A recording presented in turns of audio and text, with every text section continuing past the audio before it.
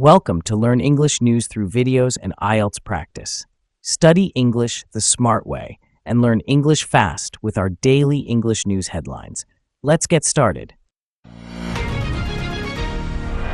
Several European leaders are planning to join Ukraine's President Zelensky for talks at the White House tomorrow. NPR's Franco Ordonez reports on the high-stakes, high-risk meeting. The last time Zelensky was in the Oval Office in February, he got lectured by President Trump and the Vice President. But he'll have some high-powered support this time, including European Union Chief Ursula von der Leyen and French President Emmanuel Macron, as well as the NATO Secretary General. Trump has shifted course from demanding a ceasefire and is now calling for negotiating a broader peace deal, which is Putin's preferred choice. Trump has also made clear that he was going to push Zelensky to make a deal, and that is likely going to be hard for Zelensky to do. He has emphatically said that Ukraine will not give up land to an occupier. Franco Ordonez, NPR News. National Guard members patrolling the streets of Washington, D.C. may start carrying weapons. As NPR's Joe Hernandez reports, they're there as part of the Trump administration's plan to dramatically ramp up policing in the Capitol. A spokesperson for the District of Columbia National Guard tells NPR that members may be armed consistent with their mission and training. The U.S. Army said last week that Guard members' weapons would remain in the armory if needed. The Guard is on the streets of D.C. as part of President Trump's effort to take control of the city's police department and crack down on crime and homelessness. Some residents and officials have criticized Trump's plan and noted that Washington's violent crime rate is down compared to last year. Still, others support the effort, and on Saturday, the three Republican governors of West Virginia, South Carolina, and Ohio said they would send their own National Guard troops to the Capitol to help. Joe Hernandez, NPR News. People in Sudan are experiencing the worst cholera outbreak in years, fueled by the ongoing civil war, according to international aid groups. NPR's Fatma Tanis has more. A year ago, Sudan's Ministry of Health declared an outbreak of cholera. Since then, there have been nearly 100,000 cases and nearly 2,500 related deaths. The situation is especially dire in Darfur in western Sudan, where hundreds of thousands have been displaced by fighting. Camps are overcrowded, and a water shortage means people have had no choice but to drink contaminated water. Heavy rains are making it even worse by damaging sewage systems. Doctors Without Borders called for a scaled-up international response and vaccination campaign. But the World Health Organization says access for health response teams have been difficult because of ongoing violence. Sudan is among several countries seeing a rise in cholera cases and deaths because of conflict, including the Democratic Republic of the Congo and Yemen. Fatma Tanis, NPR News. You're listening to NPR News from Washington. SpaceX officials say the next Starship test flight will launch from South Texas as soon as next week. Texas Public Radio's Jerry Clayton reports this comes as the company says it fixed the problems from its last launch that failed. The Federal Aviation Administration has cleared the way for a launch of Flight 10 as soon as August 24th. SpaceX aims to demonstrate the issues from its last launch on May 27th have been solved. Both the Starship spacecraft and the Super Heavy booster exploded in flight. An FAA investigation found issues with fuel components, which SpaceX says they have now corrected. The FAA wrapped up its investigation into the loss of Flight 9 just before SpaceX announced the next launch. SpaceX has been contracted by NASA to develop the rocket, which will carry astronauts to the moon as part of the Artemis 3 mission sometime in 2027. I'm Jerry Clayton in San Antonio. In Puerto Rico, thousands of people are without power as Hurricane Erin slams the region. The storm, which has weakened to a Category 3 with maximum sustained winds of 125 miles an hour, is now about 300 miles northwest of San Juan. The National Hurricane Center says the outer bands of the storm will continue to produce heavy rainfall across the U.S. territory, with up to 4 inches of rain possible in spots. The storm isn't expected to hit the mainland U.S., but forecasters say heavy storm surge and rip currents are possible along the East Coast. I'm Janine Herbst, and you're listening to NPR News from Washington.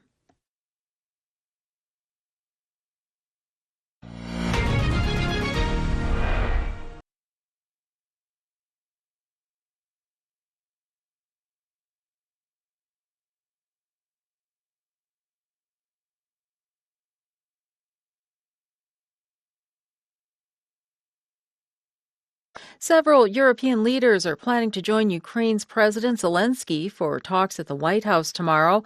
NPR's Franco Ordonez reports on the high-stakes, high-risk meeting. The last time Zelensky was in the Oval Office in February, he got lectured by President Trump and the vice president. But he'll have some high-powered support this time, including European Union Chief Ursula von der Leyen and French President Emmanuel Macron, as well as the NATO Secretary General.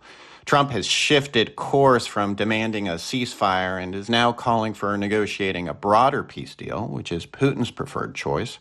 Trump has also made clear that he was going to push Zelensky to make a deal, and that is likely going to be hard for Zelensky to do. He has emphatically said that Ukraine will not give up land to an occupier.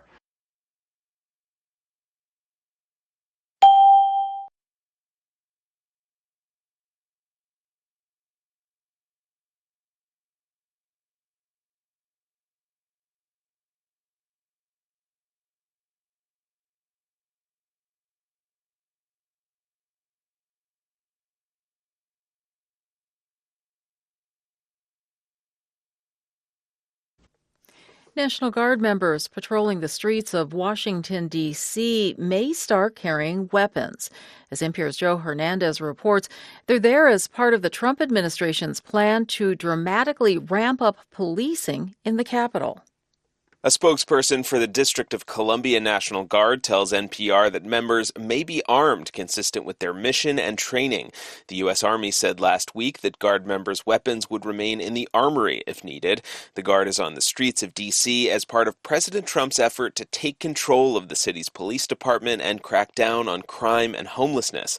Some residents and officials have criticized Trump's plan and noted that Washington's violent crime rate is down compared to last year. Still, others support the effort, and on Saturday, the three Republican governors of West Virginia, South Carolina, and Ohio said they would send their own National Guard troops to the Capitol to help.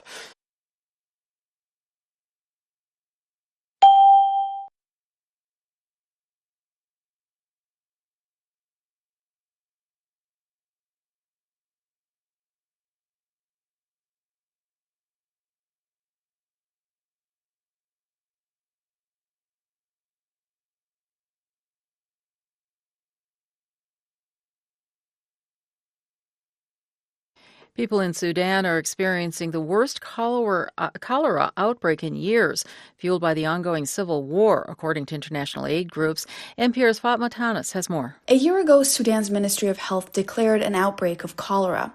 Since then, there have been nearly 100,000 cases and nearly 2,500 related deaths. The situation is especially dire in Darfur in western Sudan, where hundreds of thousands have been displaced by fighting. Camps are overcrowded, and a water shortage means people have had no choice but to drink contaminated water. Heavy rains are making it even worse by damaging sewage systems. Doctors Without Borders called for a scaled-up international response and vaccination campaign. But the World Health Organization says access for health response teams have been difficult because of ongoing violence. Sudan is among several countries seeing a rise in cholera cases and deaths because of conflict, including the Democratic Republic of the Congo and Yemen.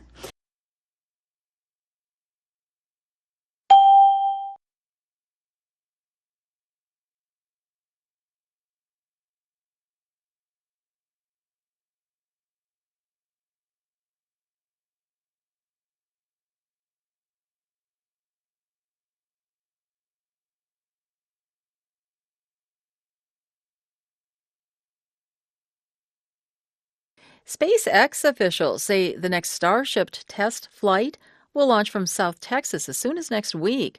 Texas Public Radio's Jerry Clayton reports this comes as the company says it fixed the problems from its last launch that failed. The Federal Aviation Administration has cleared the way for a launch of Flight 10 as soon as August 24th. SpaceX aims to demonstrate the issues from its last launch on May 27th have been solved. Both the Starship spacecraft and the Super Heavy booster exploded in flight. An FAA investigation found issues with fuel components, which SpaceX says they have now corrected. The FAA wrapped up its investigation into the loss of Flight 9 just before SpaceX announced the next launch. SpaceX has been contracted by NASA to develop the rocket, which will carry astronauts to the moon as part of the Artemis 3 mission sometime in 2027.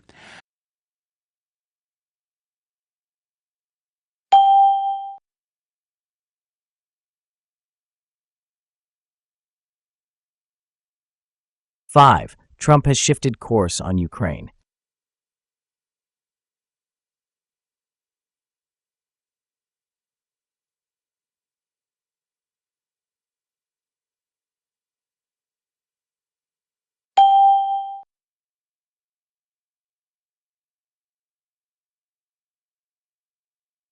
6. Doctors Without Borders called for a scaled-up response.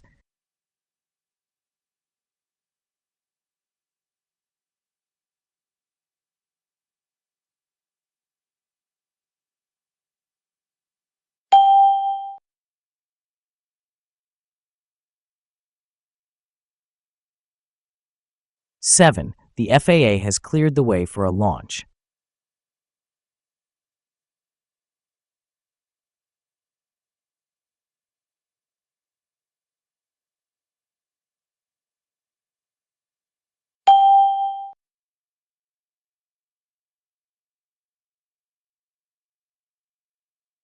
8.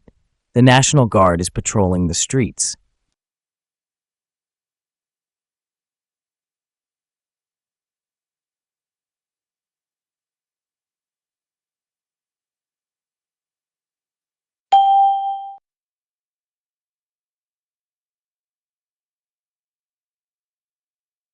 9. The meeting is described as high stakes.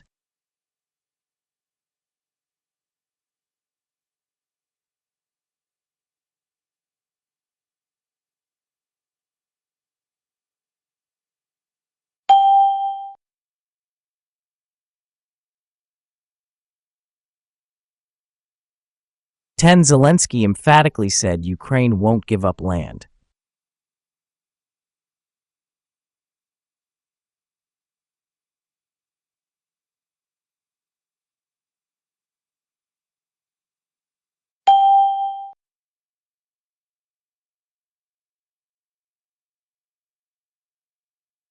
11. Conditions in Darfur, Sudan are dire.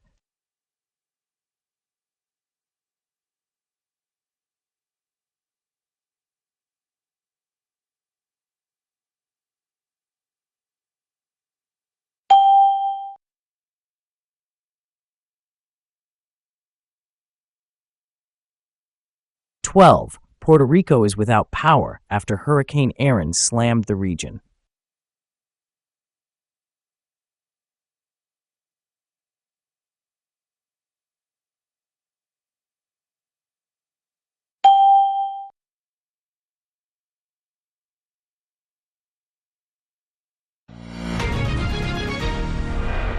'Do you think Ukraine should agree to a peace deal if it means giving up some of its land?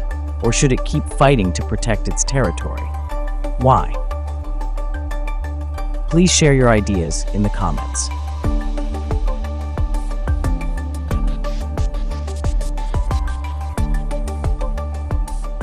"13. Zelensky will have some high blank support.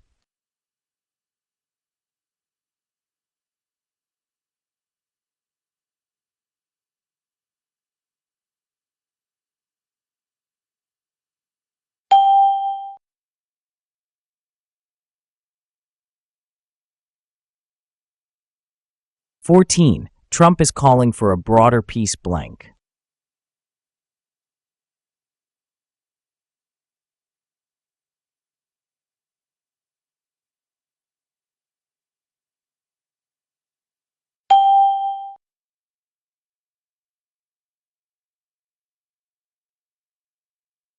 15. Camps in Darfur are overcrowded and face a water blank.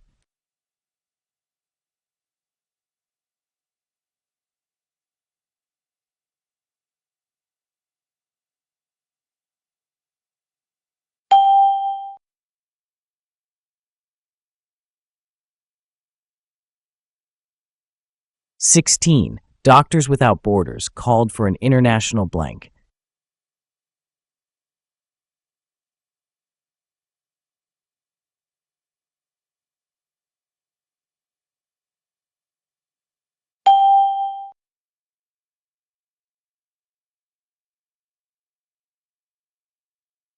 17. Zelensky is planning to join Trump and European leaders' blank talks.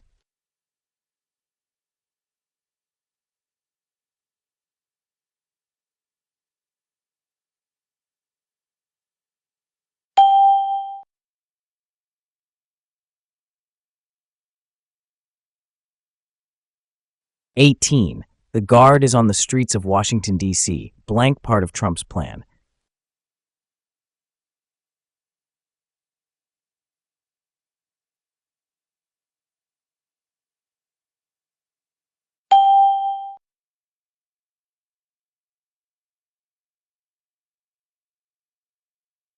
19. Heavy rains are making the situation worse, blank damaging sewage systems.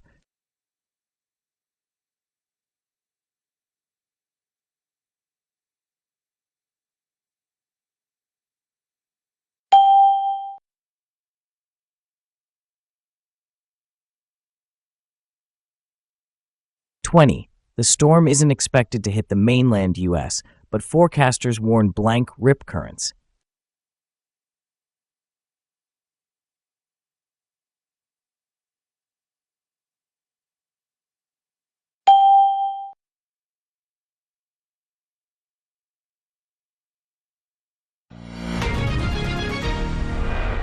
'Thanks for watching. Learn English news through videos and IELTS practice.